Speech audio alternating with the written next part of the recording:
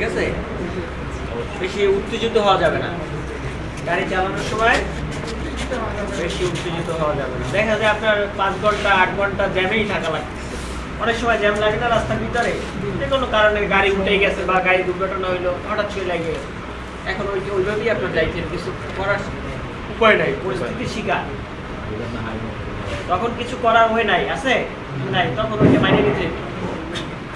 তখন যদি মাথা গরম করে হুটহাট ডানে বামে এইদিক ওইদিক যাই তখন একটা বাধা বিপত্তি দেখা যায়, তখন একটা দুর্ঘটনা হয়ে গেল।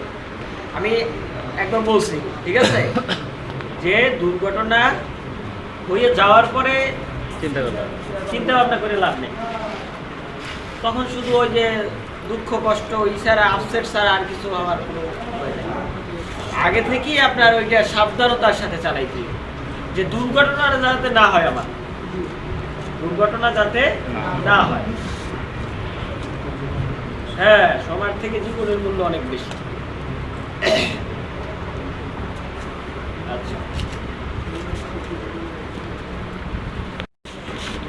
ট্রাফিক রুল মেনে চলা। সাধারণত দেখা যায় একজন চালক দ্রুত গতিতে গাড়ি চালাতে পারলেই ভালো চালক মনে করেন, এটা ভুল। দ্রুত গতিতে চালাইতে পারলেই সে ভালো চালক মনে করেন, কিন্তু সে ভালো চালক না। হ্যাঁ, দেখবেন দ্রুত চালানোর থেকে আস্তে চালানোটা কঠিন। দেখাবো আপনাদের, গাড়িতে যখন ই করবেন তখন দেখবেন যে দ্রুত চালানো কঠিন না আস্তে চালানোটা কঠিন। স্লো দাঁড়ানো, ব্রেক করা, আবার যাওয়া, আবার দাঁড়ানো, আবার যাওয়া, আবার দাঁড়ানো, কোনটা কঠিন? এইটা দেখবেন যে কোনটা কঠিন। আচ্ছা, আসলে এই ধারণা ভুল।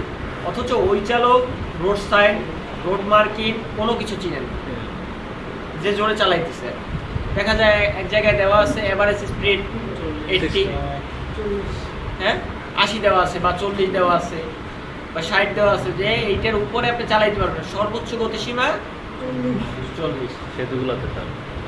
সেতুগুলোতে থাকে, দেখা যায় অনেক সময় বাঁকের ইসে থাকে, বাঁকের অনেক বেশি যে রাউন্ড পার্কগুলো আছে ওইখানে থাকে, রিক্সের যে জায়গাগুলো আছে অথবা সামনে ইউটার্ন আছে ওইসব রাস্তার আগে থাকে। দেখা যায় আপনি গতিটা কমাইয়ে এই নির্দিষ্ট একটা গতিতে চালাইবেন আর কি, 40 বা 20, এটা আগে থেকেই দেওয়া থাকে।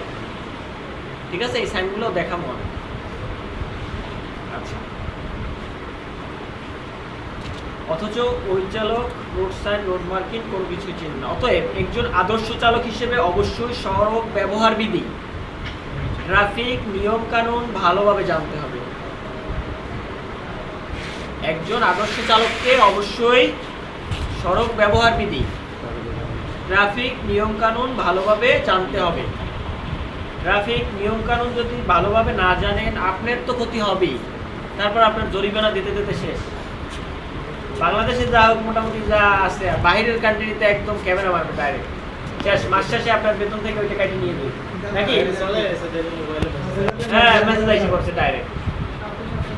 ঠিক আছে, বাংলাদেশে যারা চালাইবে ঠিক আছে, বাইরে যারা যাবেন সাবধানে, রোড সাইনগুলো খুব সুন্দরভাবে ই করতে হবে। আমি দেখাবো সব কিছু, ঠিক আছে, খুব সুন্দরভাবে ই করতে হবে। রোড সাইনগুলো না জানলে আপনার চালাইতে সমস্যা হবে, তারপর আপনার জরিমানা তো দিতে হবেই, সেটা তো আছে। আচ্ছা, আত্মবিশ্বাস। অভিজ্ঞতার সাথে সাথে যেমন আত্মবিশ্বাস বৃদ্ধি পায়, তেমনি অতি আত্মবিশ্বাস আবার দুর্ঘটনার কারণ হতে পারে। আমি যেটা বললাম ওভার কনফিডেন্স, সেইটাই এখানে বলছে আর কি, যে ওরা ওভার কনফিডেন্স করা যাবে না। আচ্ছা, পাকের ভিতরে এই করা এই সেই এগুলা করা যাবে না। দেখা যায় অনেকদিন 20 বছর 25 বছর 40 বছর চালানোর পর গাড়ি কিন্তু দুর্ঘটনা হয় না? হয়তো ওই যে একটু ভুল হয়েছে এই কারণে হয়ে গেছে। গাড়ি চালানোর সময় 1 সেকেন্ডের ভিতরে আপনার একটা ডিসিশন নিতে হবে, কি করবেন। একটা সেকেন্ডের ভিতরে ডিসিশন নিতে হবে, সামনে আমার একটা গাড়ি আছে, পিছনে আছে, ডান দিকে আছে, বাম দিকে আছে, দেখা যায় মাঝখান থেকে একটা মানুষ ওভারটেক দিল, তখন তো ওইখান থেকে আপনার তো আসতে হবে না? যে কোনো একটা সঠিক সিদ্ধান্ত তখন আপনার নিতে হবে। আচ্ছা, দুর্ঘটনার কারণ হতে পারে। অনেক সময় নতুন চালকগণ ট্রাফিক স্রোতের ভিড়ে আত্মবিশ্বাস হারিয়ে ফেলে। ট্রাফিক স্রোত কি? দেখা যায় রাস্তায় অনেক গাড়ি বেশি দেখে আসে, রাস্তায় নতুনে চালাইতে দেখা যায় 2 মাস 3 মাস, আপনারা এই জায়গায় রাস্তায় ই করলেন, অনেক গাড়ির ভিতরে তখন একটা আতঙ্ক লাগবে যে কি হইতেছে, কোন গাড়ি কোন দিকে যাইতেছে, হইতেছে, তখন একটা আতঙ্ক সৃষ্টি হয়ে যায়। সেটাই বলছে এখানে যে অনেক সময় নতুন চালকগণ ট্রাফিক স্রোতের ভিতরে আত্মবিশ্বাস হারিয়ে ফেলে গেল, তখন মনের ভিতরে একটা দুর্বলতা এসে পড়ে যে আমি কি যাইতে পারবো কি না পারবো।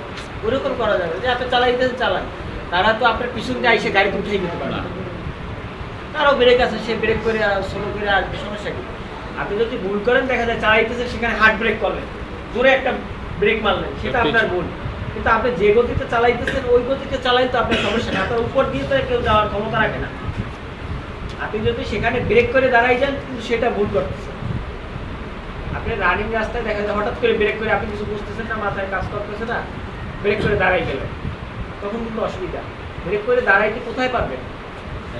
রাস্তার সাইডে একটা সাইড নিয়ে তারপর আপনি ব্রেক করে দাঁড়াইতে পারবেন।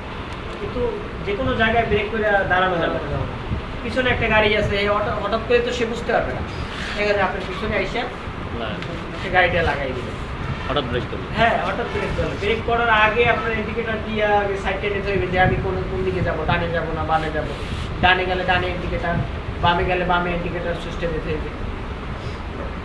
ঠিক আছে, সুইচ কোথায় আছে সেটা তো হয়তো আমরা জানি না, দেখাবো।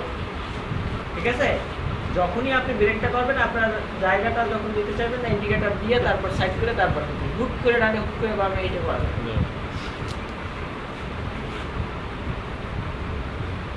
আত্মবিশ্বাস হারিয়ে ফেলেন এবং দুর্ঘটনার কারণ হয়ে দাঁড়ায়।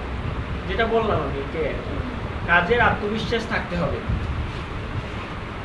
গাড়ি চালাইতে হইলে অবশ্যই আত্মবিশ্বাস থাকতে হবে, গাড়ি না যে কোনো কাজেরই, যে কোনো কাজ করতে গেলেই আপনার আত্মবিশ্বাস থাকতে হবে। যদি আগেই মনে করেন যে আমি এটা পারবো না, আমাকে দিয়ে এটা হবে না, তাহলে তো প্রথমেই ই করে ফেলাইলেন, আপনাকে আপনার যে মনোবলটা আছে সেটা দুর্বল করে ফেলাইলেন।